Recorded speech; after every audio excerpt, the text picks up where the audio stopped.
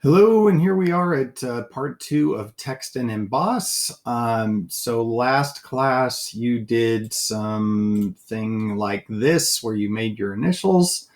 Today we're going to do like a name tag, name placard kind of thing. So you could make something like that's like this, like a desk little placard for your name. You could make something like that, like a dog tag kind of thing, or a round dog tag kind of thing. So you pick what you're going to do. Um, you should have the skills now at this point to be able to build something simple like this. Mind your sizes, please. Don't just randomly draw things not knowing how big they are. I mean, like this is probably 2 by 3-ish. This surface is about 2 by 4-ish. So if we actually were to make these things, we can't have them be, a mile long, right? So do consider what you're doing. So you choose. I'm personally going to work on this little guy. Now, there's a couple things in here that we're going to do. We're going to do some text, and we're going to do some sort of image. Now, the image you can either draw or something simple, or you can actually find an image. So kind of like last time we talked about that you can get an image in here. So I'm going to first of all go ahead and sketch on the surface. I want to put my text and my images on, and as always I'm going to view normal so I can see what I'm doing. Now, I am a Chargers fan, I know. So I chose the little lightning bolt thing on this. So I'm going to talk about how to do that. So I have a picture saved. That's really important. You have to have the image saved on your computer somewhere. You can't just take a screenshot and paste it in there. So I have a picture saved already. Up here is the drop-down menu where I can insert an image. Okay, right now it says no files are available in this document. So I'm going to import that. Now I'm hearing people say that this little import button is not showing up sometimes for them. If that's true for you, I'm not sure what's going on with that. I mean, make sure that you are seeing this whole thing. If that's the case for you, then you might have to just quickly sketch something.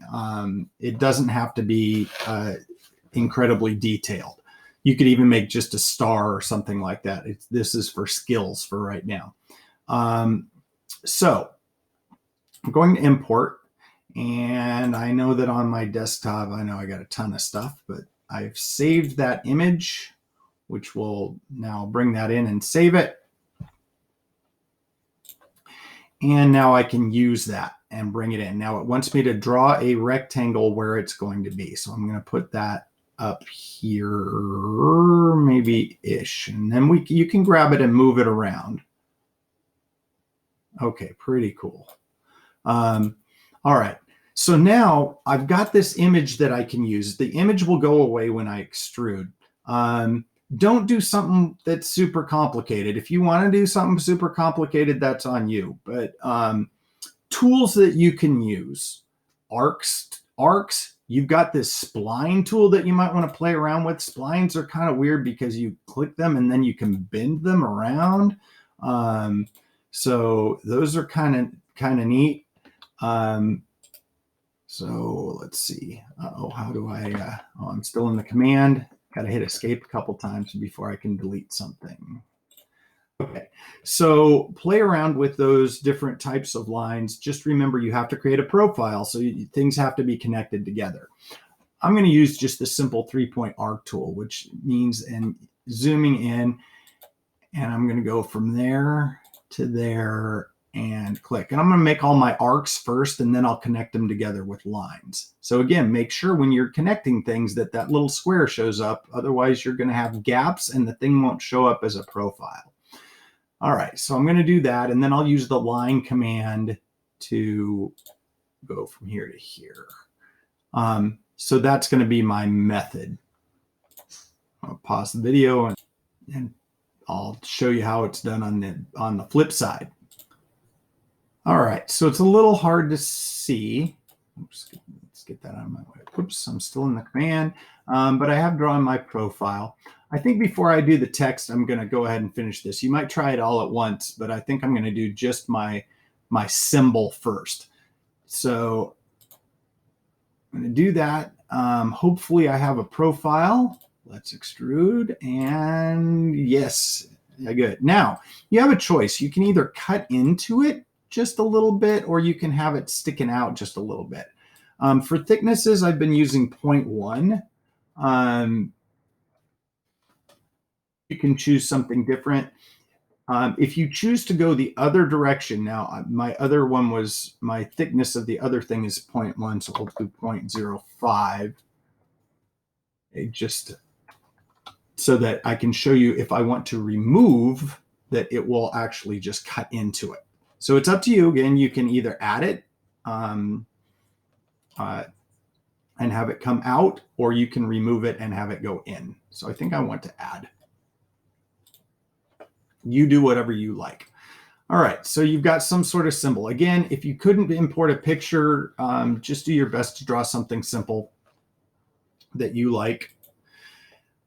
And now you can put your name, you can put your initials. Now, a little tricky thing that I found out is that if you're going to have different lines, like let's say I'm going to put my name on here, and I'll put Ben Klatt. It's best to do one line at a time, because I found it to be weird if you don't do it that way. You can play around with it. So I'm sketching on this surface. I'm going to make my text box, and again, I'm going to make 2 of them about where I want things to go. Okay. And boom. Okay. So it will go kind of to the size of your of your box that you draw. If you don't do it that way, the next line, I think, will show up below. Let me try that again. You might have to play around with this a little bit. So I'm going to go ahead and try this and draw my text box all the way. And let's see if I can do an enter to the next line. I think that we have, when I do that, yeah, I don't know why it makes it that size. I can't figure that one out. So maybe somebody can teach me that. So I'm going to undo that, because that's crazy, and do back to my normal thing of one line at a time. So there might be a setting somewhere that fixes that, but I haven't been able to figure out what that is. Okay, so now my first line, second line, and again, you can kind of move things around. Oops.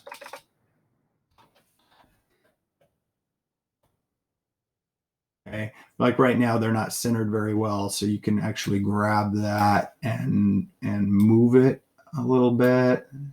There we go.